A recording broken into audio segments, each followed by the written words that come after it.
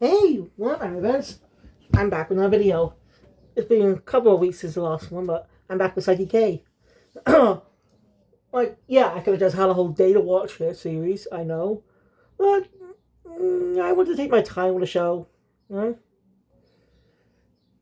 Because I really love the series, I just wanted to take my time. I may do another review on Saiki K just after this, because the story known as conclusion is only 2 episodes. And maybe we wake it a bit later today. I'm pretty sure we don't. Then no contact after the manga. Speaking of which, finally got a copy. It's a Japanese release. The manga design is unique. And what's more unique is that each volume has dialogue. There's a character spelling dialogue on the cover. Of course, this is in Japanese. I don't understand what they're saying. And you know what I found out? It's pretty interesting.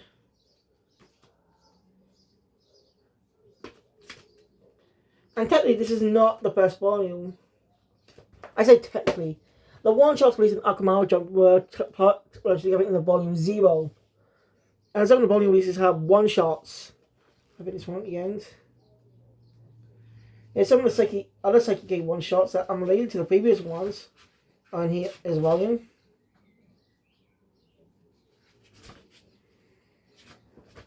Yeah. And the manga gets a reference later on.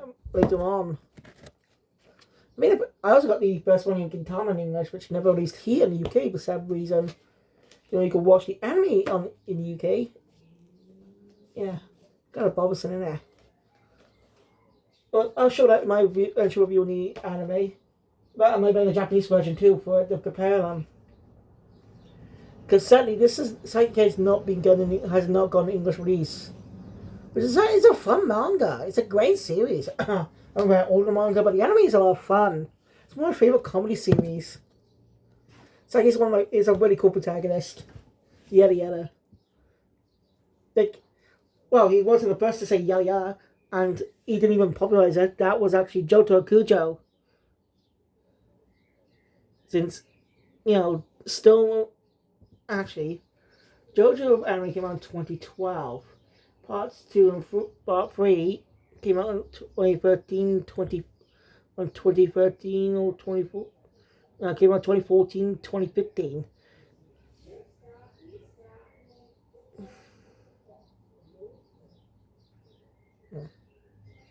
Then we get the Part 7. Then we got the Part 4 anime. So you came out in 2016.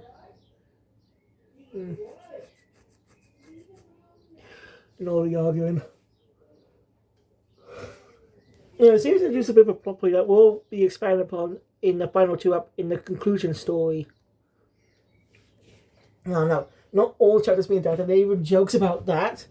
Hell, in episode 24, in one of the segments, there's reference to a character that anyway did get adapted, which is not in the main series. And I'll be showing off that specific chapter that's in this volume. As we can adapt chapters on the adapted, including characters that did not appear. So, yeah. And there's a weird issue with one character that she makes it really confusing to those who've never seen season 2 and 3. Yeah, it's not going to season 3, by the way, not season. It's not really season 3. Place where you awaken with it, it might make a season. That makes season 3 or something. By combining those chapters. Oh well.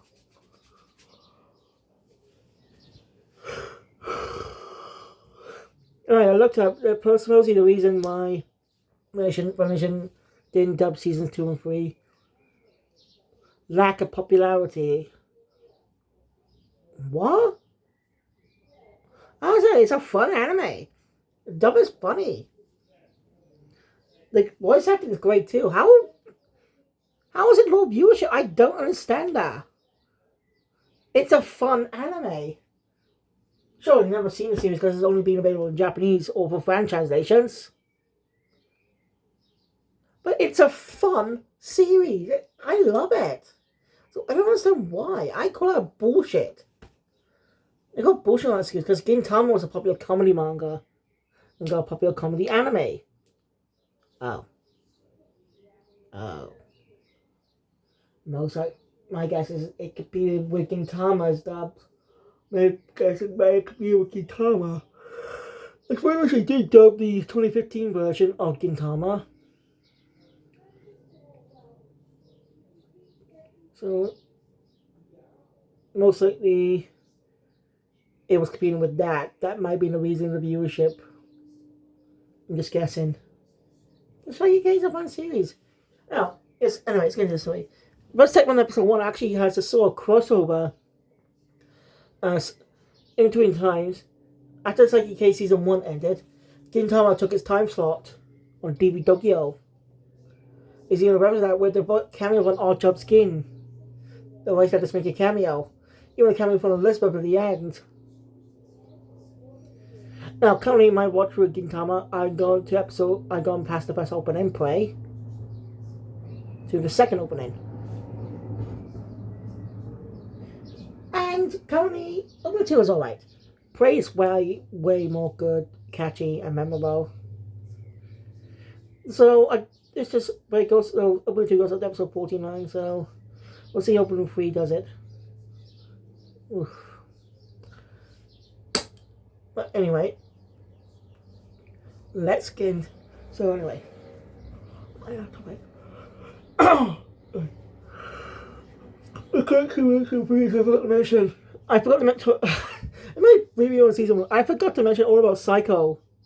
Met Dirty Psycho, a rich douche, a typical spoiled rich brat. Big sales ever, and that's the comedy on him. He's rich, makes people do what he wants for money. You know, my biggest so considers about those around him as friends, even though he doesn't admit. Even calls them plebes or peasants.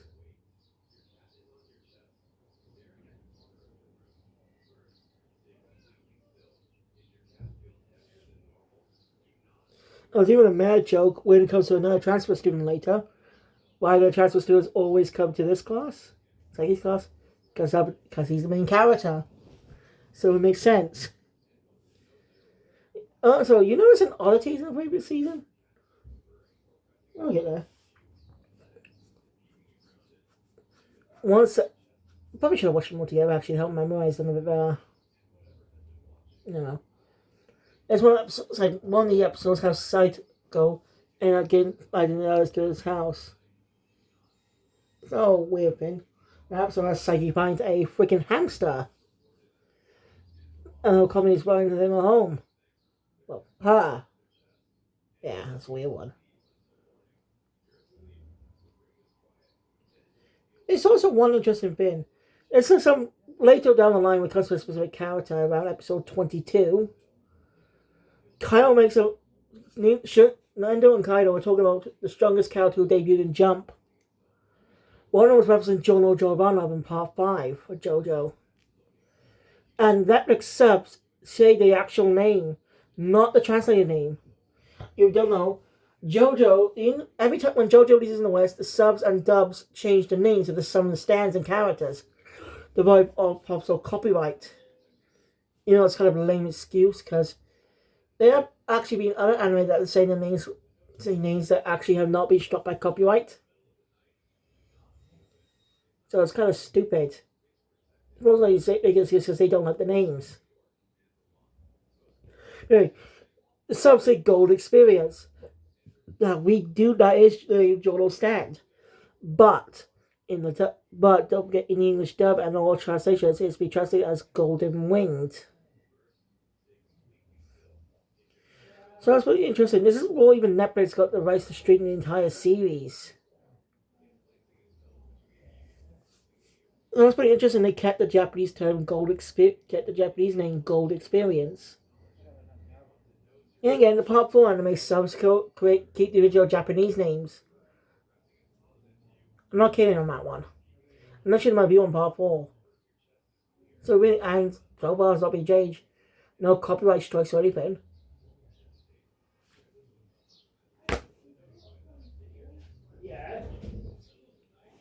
It's just That's stupid. But not putting that one there. Yeah, cow just up here. You know, Pokemon's like his grandparents. And that made him. Yeah. I remember. Yeah, next time I just watch them together. Because unlike season 1, which I watched quite a few times, season 2, I only watched like twice.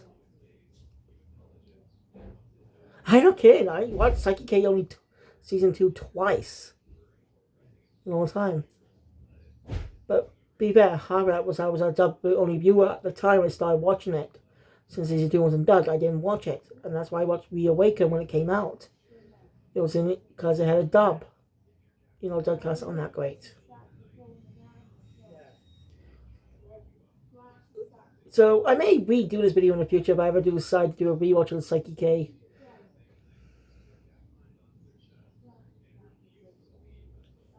We have an episode with Yoko Tono. Then we watch a show. Disaster happens. Well, Saiki's supposed to do something he doesn't want to do. Once again, so yeah, interesting enough, we get an episode about a lot of her just graduating. Yet, weirdly enough, you should be counted as celebrities to cast of third years now. But when Saiki turns to class, it still says year 2. Why? Well, we get an answer a few episodes later. Once we get a new person named Imu Rifuta, who is basically a Terahashi wannabe in a way. She thinks she's the most beautiful girl ever. People do what she wants. But of course, she can't hold a candle to Terahashi. It's scary. And when Saiki not wanting Terahashi to bother him anymore, uses the opportunity.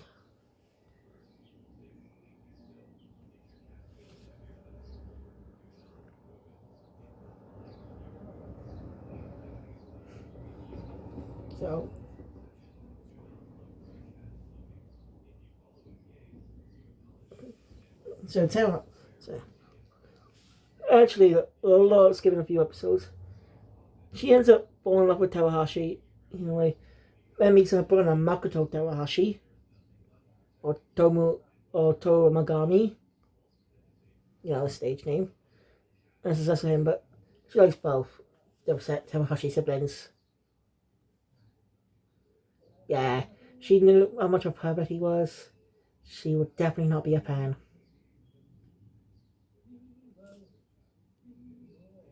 Also, Saiki meets a average kid named Sato. And that's not being insulting either. He actually is an average kid. That's the whole point of his character. Saiki wants to be like him, an average kid. Not wants to stand out.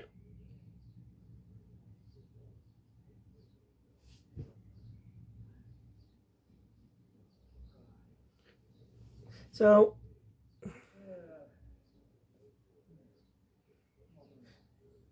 he wants to be like that. All of his reactions are average.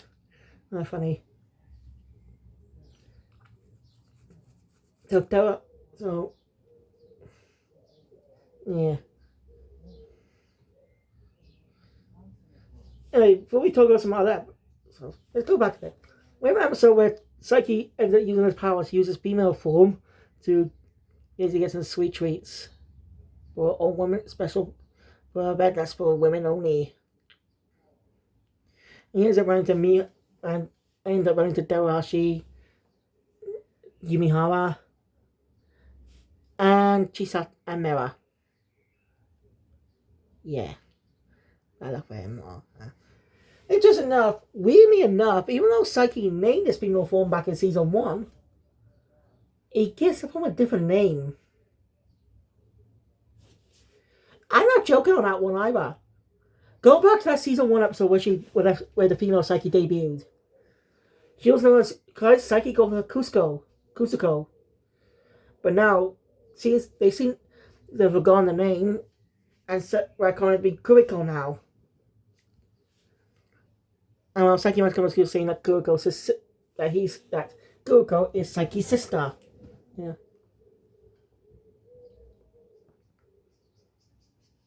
Yeah, it's kind of cool. It's better than having that stupid brother.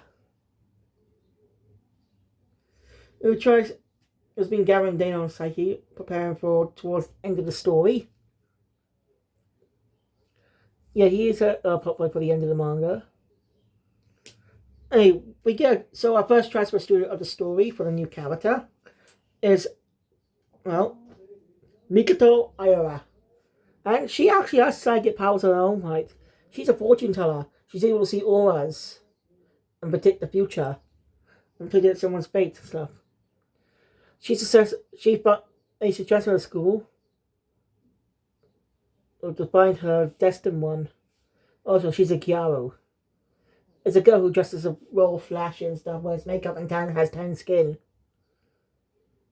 That's the reason why I could get what Gyaru is. Saiki is by now his aura is way too huge that it affects her powers. But during an incident, he ends up forced to reveal himself to her. Once Chio, who was helping her, as the mark of death. Basically, anything can kill her. So, yeah. These two have. I think Ira adds a lot more to the cast. Because all Saiki had. The only school character out of the PK Academy that knows Saiki's powers was, of course, Toritsuka. Problem is, that could get old pretty fast if it's just Toritsuka. He's a perv. And then that sort of means to ask new dynamics. So, Ira is a good choice to add to the story. She has her own comedy to balance out with Saiki. And her only directors with Toritsuka, the PK Academy Psychics. Something happens later. It's pretty dope. Something happens with Toritsuka later. Where he's supposed to go in, as punishment for his behavior. He's stuck he's basically stuck going in a type of salvation for 3 days without any food. No, I was just about some specific dialogue I can't remember much. It's a whole thing that happened. And the old gag is that Saiki doesn't remember that he owes him on a previous episode. I was going to talk to that. So basically, Saiki's got an accidentally broke, squeezing Nendo and Kaido to under stone. So basically, he gets Toritsuka and Ayura's help. And well, it goes somewhat smoothly in comedy fashion.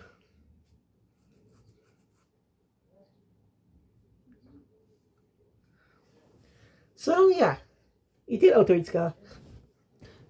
And well, Toritsuka even points out having about allowed 21 in the manga.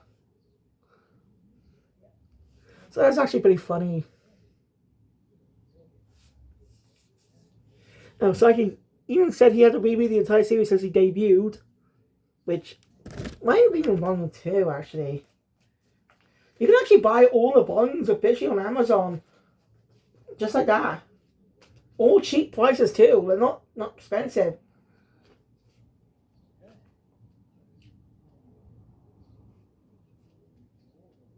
Let me just check.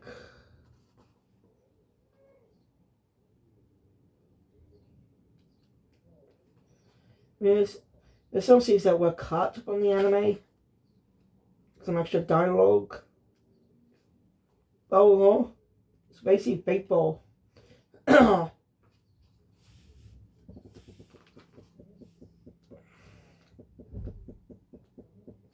did you know Terahashi actually didn't date Terahashi's proper introduction wasn't early in the story?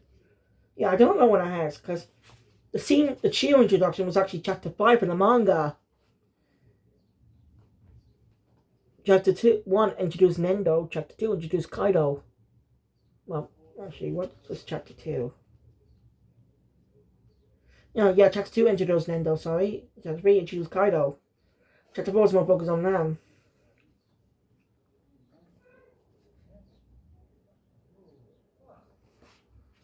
Damn, the cameras are drawing very weird. You know, in the manga, the cow Saiki's hair is kind of black, even though it's actually still supposed to be pink.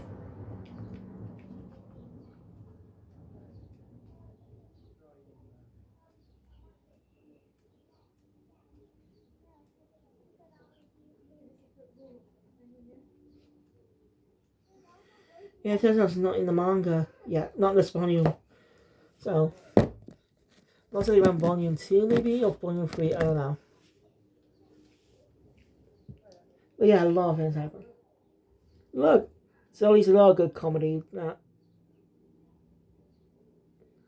Yeah, not go much detail on some spoilers. I recommend checking it out. So some specific storylines that will be mentioned here though. Like this reveal what we actually get a reveal. A specific time every year, Saiki has to goes to a specific location to practice his powers. Why? So he can try rewind time on a freaking volcano that could kill everyone. Yeah, how does he know about this? Precognition. So yeah, so every time he fails, he uses hypno. Basically, rewinds time the entire planet by a year. But everyone else, but people on events, will uses hypnosis so they don't notice anything odd. Hence why everyone's still second years, even though everyone's still second years, even though that. As he's been going to school for like what, 5 years now? Yeah, he said it happened 4 years ago. So he's been dealing with shenanigans for 4 years.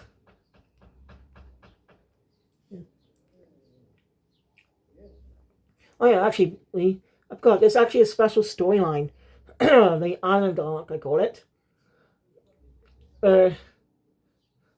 Saiki ends up getting forced to come along on a trip with Nendo, Kaido, Saiko, Kobayasu, Terahashi, Meta, and Yumihara. There's some accident, thing that happens. The ship ends up crashing on the island, and where they are, Saiki goes figure out a way, get them all off the island with them knows in his powers. So it's a very, very, very, very, very far away from any that proper civilization, so people won't buy them.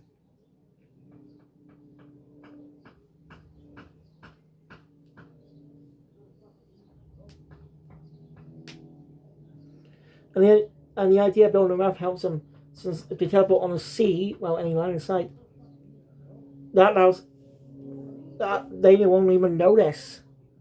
It's clever. So I still get Psycho grab some Rohan Kishibe on Jojo, but I refuse. The iconic line he ever said. Quite a few JoJo references. Some reason in season one, there wasn't one scene kind of references that they might be understanding that even though they just lost.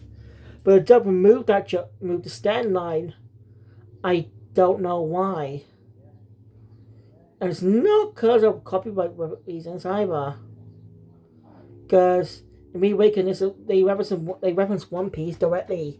You know, all other stuff. So it's just weird that they removed the word stand. Oh. It's weird. So that's a really good storyline anyway. It's fun to a lot of good comedy. Man ends up becoming a savage. Meanwhile, I don't know, Io is actually a nice person, by the way. She does want to help people with her powers. It's not a bad thing either, but exposing her powers though could really lead to trouble. As a psycho, he doesn't really help people much unless he has to. And shows Saiki's a good person. I mentioned as well. So after that, what are storylines there? Quite a few great episodes. A good comedy. So more important ones happened now was the introduction of Toma Akechi, whose main name was Asami. We actually used to go to elementary school with Saiki when we moved. He talks about some incident that happened back in elementary school.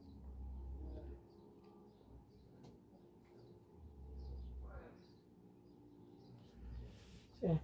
And well, the thing is with Ketchy, he's very, very observant, and he talks quite a lot. Seriously, you make a great detective. Detective Tomo Akechi.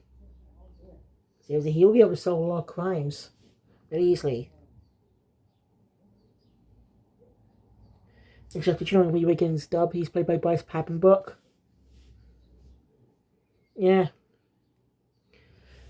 So yeah, basically, some incident happened, but that's cool. He's trying to prove that Saiki's a psychic.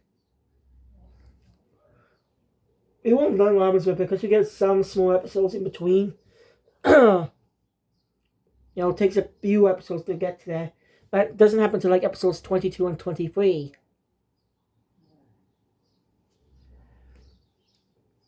Great episodes. I recommend you give the series a watch if you but if you a dub only viewer, then sorry you had to miss out on such great series. I know. What you could do, is watch a recap video on the entirety of season 2. There should be one on YouTube somewhere talking about what happens.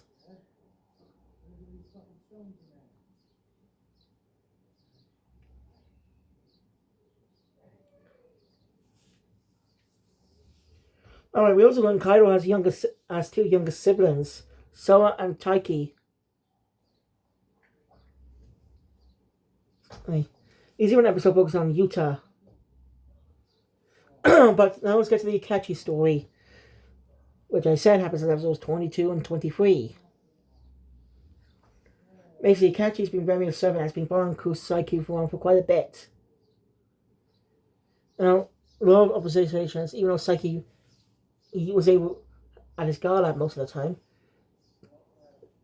Akechi ended up talking to the people Saiki summoned to hide about he's a psychic.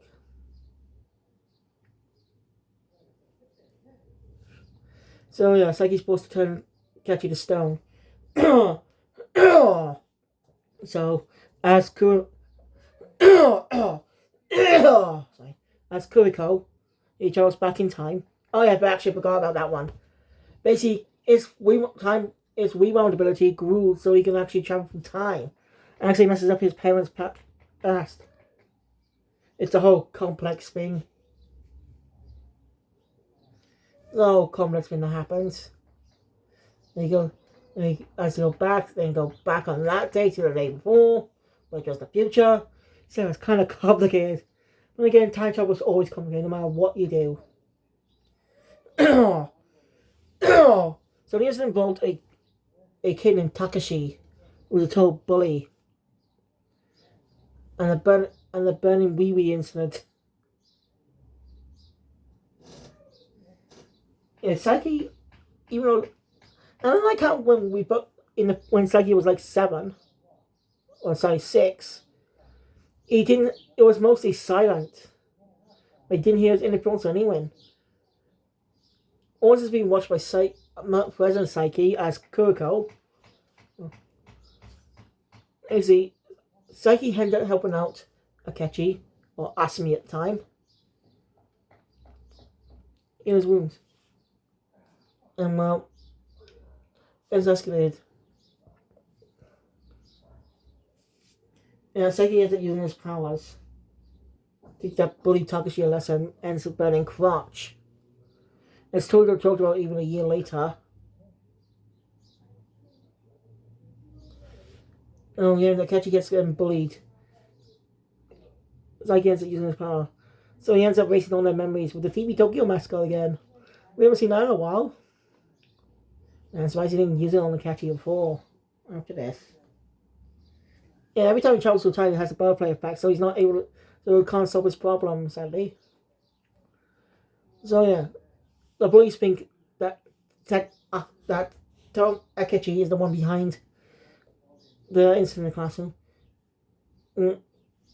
Getty forgets all about like he being a psychic, having psychic powers.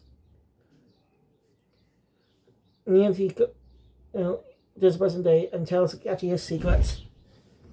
It's like Getty talks. He won't with people's secrets. He's very observant too, though. Saiki actually did tell him about psychic powers once before. Might have been a year prior. Seemed to be a year prior to that incident. So I don't know. Now, Akechi ended up blabbing to everyone when he was in a desperate situation, but Saiki doesn't blame him for that. Which is cool. Saiki doesn't blame Akechi for spilling his secret. He was desperate and wanted help. So it makes sense. It's pretty cool. Oh. But still, after that incident, he never wanted to use his powers again. Man, I think more deeper reason not to reveal his powers, not to stand out. Damn. It's one of my favorite episodes. The Akechi storyline is one of my favorite parts of the season. Other than the island arc, the Akechi arc is great. I can't wait to get to the manga version of it, but it'll be a while before that happens. I'm still very early on in the manga. Still on volume 1, I think. No, I think I'm on volume 2 now. If you can read Japanese, let me know what Saiki's actually saying on the cover. I really don't know. Season finale is more some gags. Actually, in the final segment, it's about how the series is approaching its end. And it's a gag comedy, so everyone's status quo is reset by the next day. Oh yeah, there's also another episode where Saiki had clones. Basically he creates clones that aren't exactly accurate. It's funny. I tried looking up any connection to Yusei Matsui as an episode of Assassination Classroom Season 2, as he had a reference to Bo, Disastrous Life of Saiki, and Kuroko no Basket. And probably another one, I can't remember. Yeah, the Bo reference makes sense because Yusei Matsui was an assistant to the author. I tried looking up if Aso Shuichi Aso or Saiki had any connection to the series. And Tatoshi Fujioka. I can't remember his name. I really not sure. So, but I can't find anything, sadly. It's just a really random reference, too, that to have without any connection. So, if you know any have connections, let me know in the comments. But yeah, nice one video on Season 2. I really love Saiki. Sad I'm going to end it soon, but I definitely will give it a rewatch on my downtime. Not for reviews, just for fun. Because it's just a fun series. I love watching it. So, I'm going to be rewatching Awakened. I definitely rewatched episode 1 recently, just for the dub though. So this is my first full watch through the series since it came out. So thank you guys for watching. Enjoy my content, please thumbs up button. Want to see more? Subscribe to the channel. If you want to watch the anime, you can watch it on Netflix. But I reckon you find a different way. Maybe fan translations might be better. These band subs, because Netflix does not translate the subtitles when the text is already subtitles on screen, which is a very, very annoying. So I may find a way to rewatch the dub on my phone just to see the subtitle translation, see what actually is being said. And I wish to release the season 1 on DVD here. But yeah, thank you. And I'll see you guys next time for another video. Maybe see you guys later for conclusion to the story. Eventually, because I subscribe to my manga channel for a manga review on this series, the manga version. I was going to be the Bubble manga and Taikintama manga. So, thank you. I'll see you guys next time. Kill Phoenix out.